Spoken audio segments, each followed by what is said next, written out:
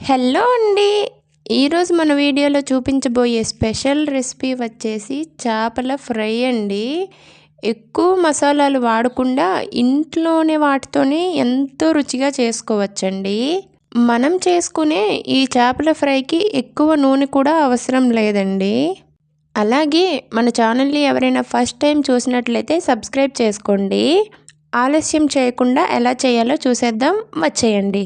ముందుగా అరకేజీ చేప ముక్కల్ని తీసుకొని వీటిని ముందుగానే ఉంటే కల్లుప్పు లేదా సాల్ట్ను వేసుకొని శుభ్రంగా కడిగి తీసుకోండి.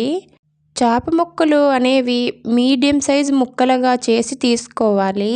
అలా తీసుకోవటం వల్ల ఫ్రై చేసుకునేటప్పుడు లోపలి వరకు చక్కగా ఫ్రై అవుతాయి. ఇప్పుడు మసాలా కోసం 1.5 స్పూను సాల్ట్, 1.5 స్పూన్ కారం మీ స్పైసీనెస్కు తగ్గట్టుగా వేసుకోండి.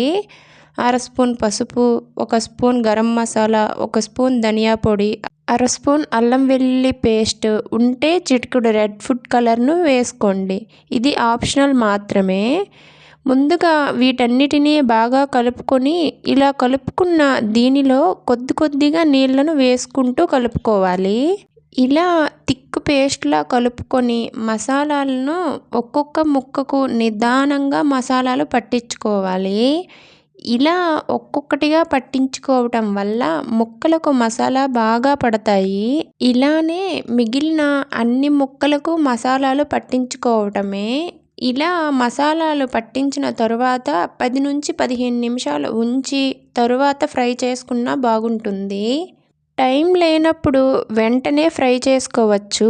ఇప్పుడు స్టవ్ ఆన్ చేసి వెడల్పాటి కడాయిని పెట్టుకొని 4-5 స్పూన్ల నూనెను వేసుకొని కడాయి అంతా నూనెను ఇలా స్ప్రెడ్ చేసుకోండి. ఇలా చేసుకోవటం వల్ల కడాయికి ముక్క అనేది అంటుకోకుండా ఫ్రై అవుతుంది. నూనె బాగా వేడైన తరువాత ఒక్కొక్కటిగా నూనెలో వేసుకోండి. ఎక్కువగా వేసుకుంటే తీసుకునేటప్పుడు చిదిగిపోతాయి. ఇలా వేసుకున్న వీటిని హై ఫ్లేమ్లో కాకుండా లో ఫ్లేమ్లోనే ఫ్రై చేసుకోవాలి. అప్పుడే ముక్క అనేది లోపలి వరకు ఉడుకుతుంది. ఒక్కసారిగా తిప్పుకోకుండా నిదానంగా కింద భాగం ఫ్రై అయ్యిందా లేదా అని చూసి మరికొంతసేపు అలాగే వదిలేసి కొంచెం ఇలా ఫ్రై అయినప్పుడు తిప్పుకోవటమే. మనం చేసుకునే ఈ ఫ్రైకి నూనె ఎక్కువగా అవసరం ఉండదండి. ఇలాగే రెండవ వైపు కూడా ఫ్రై అయిన తర్వాత ఈ విధంగా ఉన్నప్పుడు ప్లేట్లోకి తీసుకోవటమే. మిగిలిన వాటిని కూడా ఇలాగే ఫ్రై చేసుకొని తీసుకోవటమే. అంతేనండి, ఎంతో స్పైసీగా ఉండే రుచికరమైన చేపల ఫ్రై రెడీ.